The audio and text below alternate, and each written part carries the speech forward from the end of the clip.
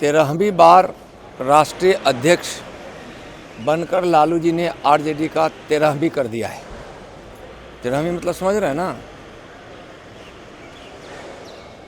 तो परिवारवादी पार्टी ने फिर राष्ट्रीय अध्यक्ष लालू जी को बनाकर साबित कर दिया है कि परिवार के बाहर आरजेडी जा ही नहीं सकती है।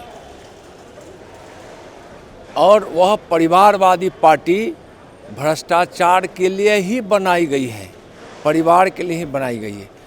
लोकतंत्र में परिवारवाद राजतंत्र की निशानी होती है। तो वहाँ राजतंत्र है, परिवार तंत्र है, जो लोकतंत्र का मजाक है। अब आरजेडी के लोग भी कहने लगे हैं कि यह वंशवाद ठीक नहीं है। लोग तो पहले ही से जान रहे, इसलिए बिहार की राजनीति से आरजेडी को इनकार कर चुका है।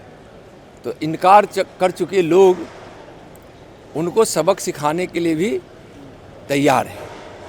पर राजद के नेता लोग कह रहे हैं कि ये पब्लिक डिमांड है, इसीलिए इनको बनाया गया है, राष्ट्रीय अध्यक्ष के लिए नामांकन भरे हैं, लोग चाहते हैं। पब्लिक को लोकतंत्र में विश्वास है। भारत की व्यवस्था लोकतांत्रिक है।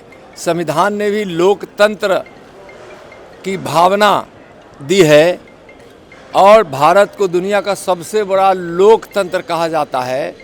उसी तरह सबसे बड़ा दुनिया का परिवार तंत्र राहुल जी का परिवार और तेजस्वी जी का परिवार, जो परिवार तंत्र में ही जीना सीखा है और आगे भी किसी न किसी का नाम तय होगा जो उस परिवार से बाहर नहीं जाएगा।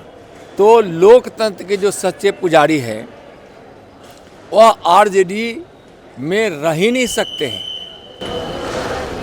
ऑपरेशन सिंधु को लेकर के क्या कहिएगा सर, जिस तरीके से ईरान से लोगों को लाया जा रहा है, भारतीयों को देखिए, पहली बात नहीं है, जब से 2014 से प्रधानमंत्री के रूप में माननीय नरेंद्र मोदी जी ने शपथ ली है, उस समय से दुनिया के किसी भी